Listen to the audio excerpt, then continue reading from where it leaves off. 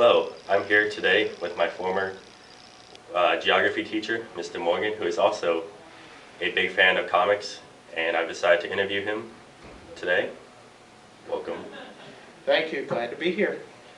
And before we start, let's have you talk about your origin story in terms of comics, how you got into comics initially.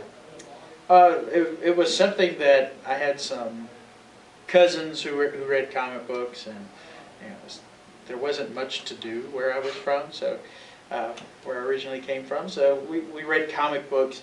I read a few Batman and Superman and things like that. So you were initially DC? Yes, I was initially into DC, but I didn't really read anything regularly. It wasn't until a detective comic story with Batman. It was like 604, the Mud Pack, where I finally made the realization that these things kind of continued on, and that was really the first 4 comic books, like a full story that I read. Was Mud Pack good? No, it was good then, but going back later to it, I recently in years have tried to focus on things I read when I was young, but I either traded away. So that's what I ended up doing, was going back and buying it, rereading it several years ago, and it was not very good. No, not at all. So I guess Batman's one of your favorite superheroes. Do you have any other favorite superheroes or superhero or comic book lines that you like?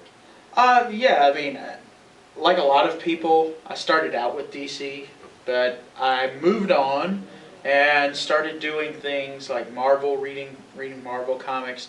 A lot of people have that experience where they see DC as kind of being a immature kind of thing, or just being like superheroes and stuff like that, and then move on to Marvel and graduate. See, I had the reverse. I went from Marvel, and then I graduated to DC because I kind of felt DC was more on my alley recently. Yeah, especially if you're.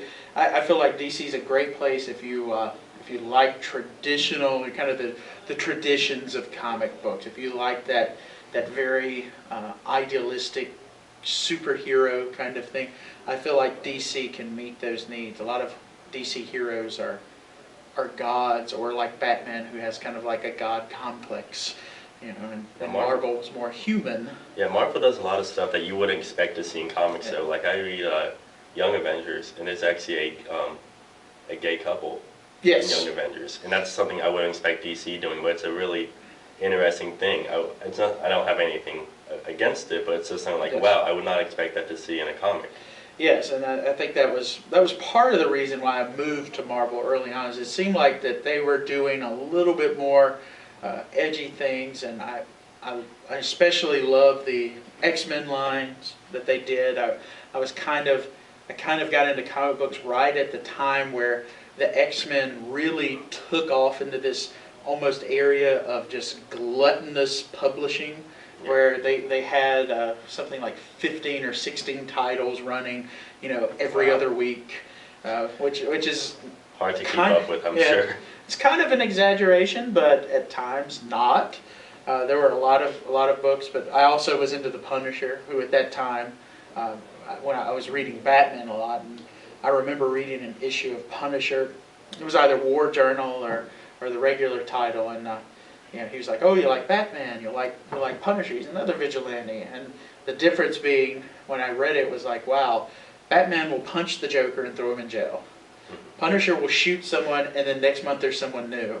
Like, it just was like there was a finality to it, and I enjoyed that. And he's one of my favorite characters. So that of the guys I collect now, if Punisher shows up, it could be in Devil Dinosaur or something, I would probably buy it.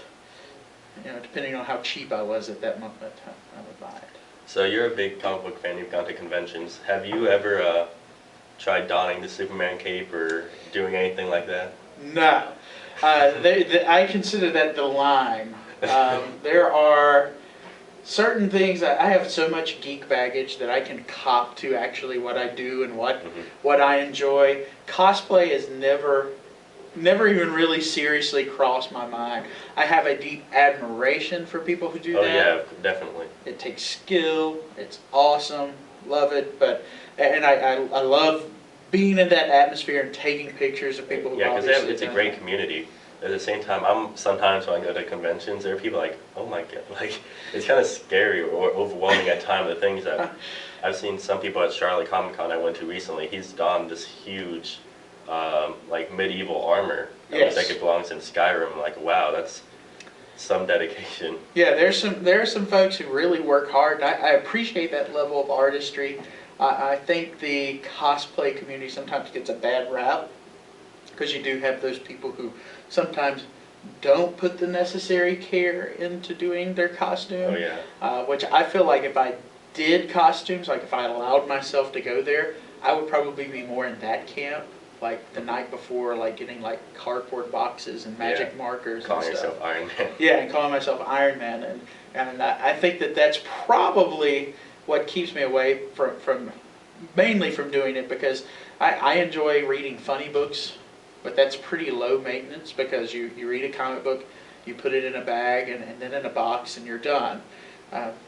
Having a costume and things like that takes work. You have to iron. I loathe ironing and all of that. So as close to ironing I guess I get is Iron Man. So now this month in September is if you know Villains Month in DC. Yes. There's going to be no superheroes. It's all main villains. That's correct.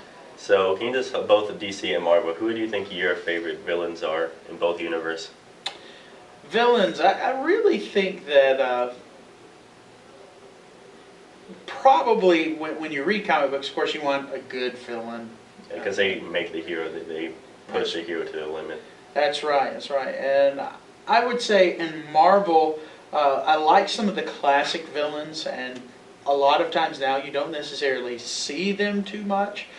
Green Goblin, although he's supposedly coming back into the Superior Spider-Man title soon.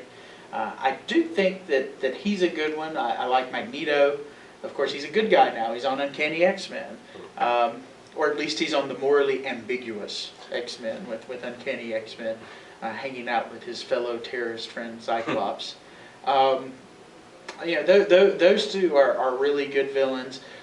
With the Punisher comics, you had Jigsaw, but I wouldn't say, Punisher was a great comic book. I love the hero. Jigsaw was a villain that always vexed the Punisher, but I always just kind of really hated Jigsaw.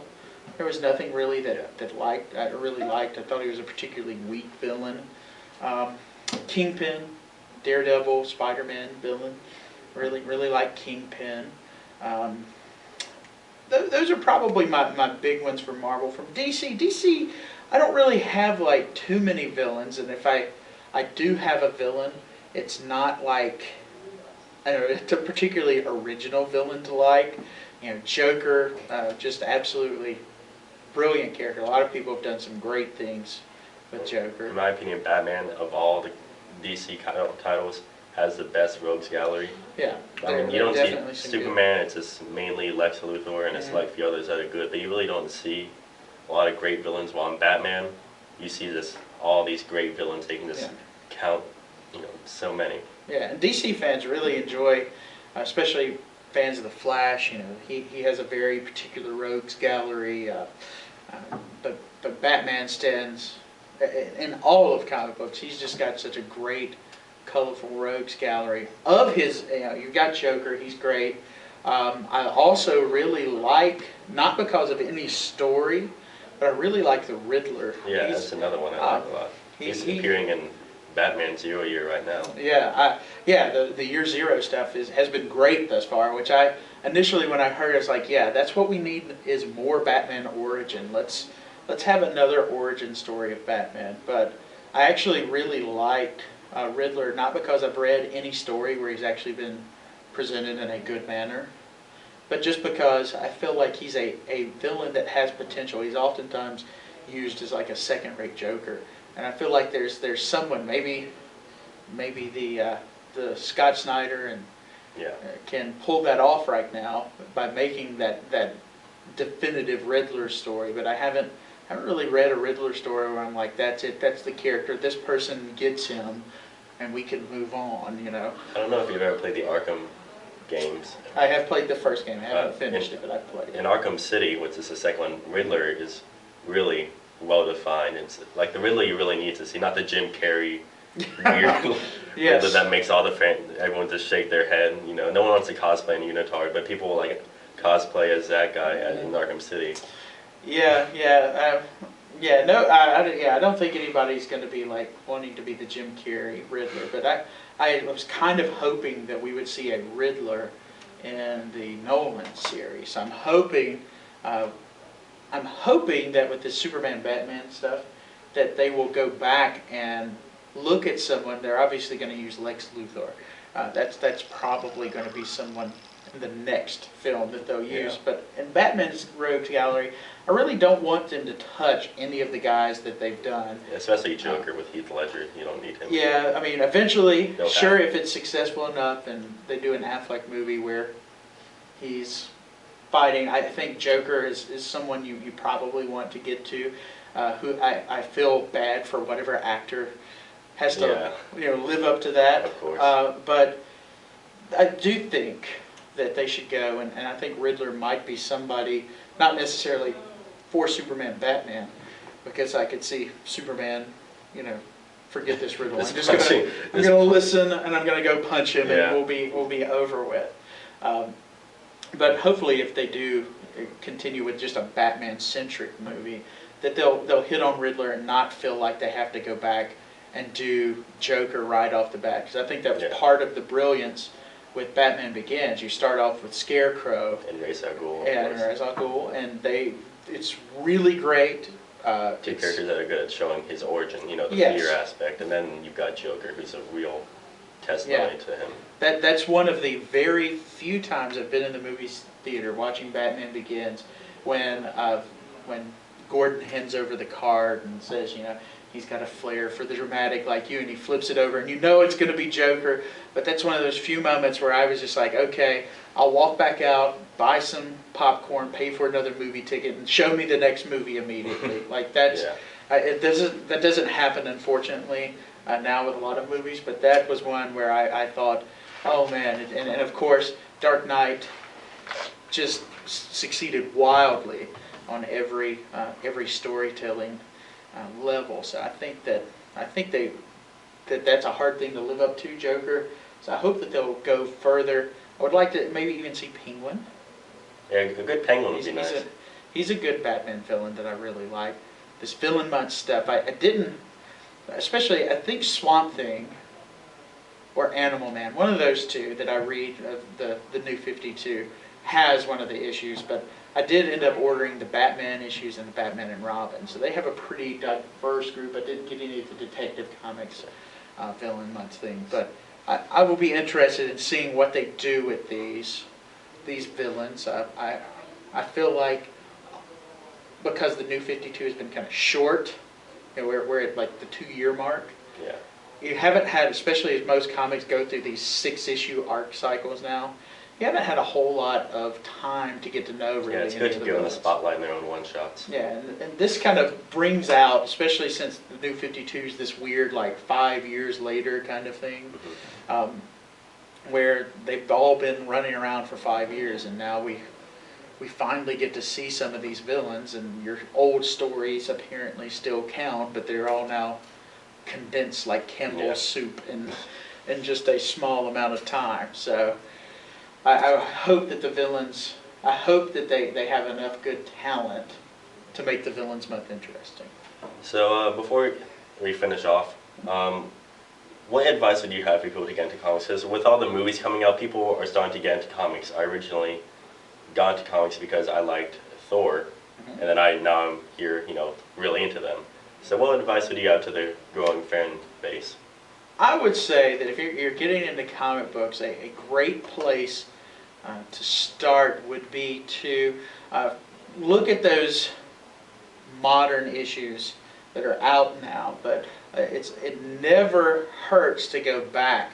I'm not saying like back to the beginning. I think that if you threw someone, say, Amazing Spider-Man today, like Volume 1 of Amazing Spider-Man, Amazing Fantasy 15 and Amazing Spider-Man numbers 1 through 10, if you gave them that Marvel Masterworks collection, I don't think that they would come back and read. There's definitely some, like, in the 80s, there was some good, like, there was a lot of good Batman, like Death in the Family, I mean, Killing Joke and all that. There's a lot of good stuff that people could get into by reading that. That's right, and there are so many, there's so many recommendations out there. I mean, once you start getting into comic books, it shouldn't take long, but I wholly recommend this, is that you also try things besides the big two.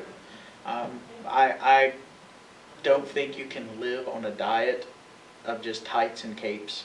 I think you really need to get out. And there are some wonderful books out there right now, not only just classic books like Sandman, that a lot of people read, that from DC, Vertigo. You've got Watchmen, things that aren't your traditional mold superheroes, but help kind of define the genre in different areas. I think you need to go out there, because I think a lot of people come into comic books thinking it is only superheroes. But there are... there's a lot more there than this. There's a lot more than that. There are a lot of great books. Some of my favorite books are not what I would consider to be traditional superhero comics. I really liked Howard Chaykin's American Flag. I mean, it's got the tropes of adventure and action and all of that, but it's also a very fun comic book, sci-fi type stuff. And I think that was good for me to read. So there's so much out there, whether it be Sandman, Watchmen, if you're wanting stuff from that area. But Image is producing a lot of good books. You've got The Walking Dead, which, while I think it's kind of fallen off a cliff lately, it's still a very good read. Or Warren Ellis's Fell, or Strangers in Paradise. Those are all really good comic books that are out there that I think that they're not, and Valiant comic books, if you're wanting to kind of try superheroes that aren't Marvel or DC flavored. You've got Valiant comic books that are very good. So even though the superheroes are like their main thing and they're good, but there's still a whole lot of other stuff to get into. Oh yes, I really like that. And if there's one book I would plug, it's Saga. I absolutely think Brian K. Vaughan, and I think it's Fiona Staple is the artist on that. It's just a great science fiction book. I think that is going to be the Sandman of our generation. People are going to talk about that book for a long time. Well, thank you for doing this. Anytime. If you ever want to come back on and do a review, if you want to talk about anything again, let me know. It was great talking. It was great talking to a veteran of comics like this. And I hope everyone here has a great day and that you all read great comics.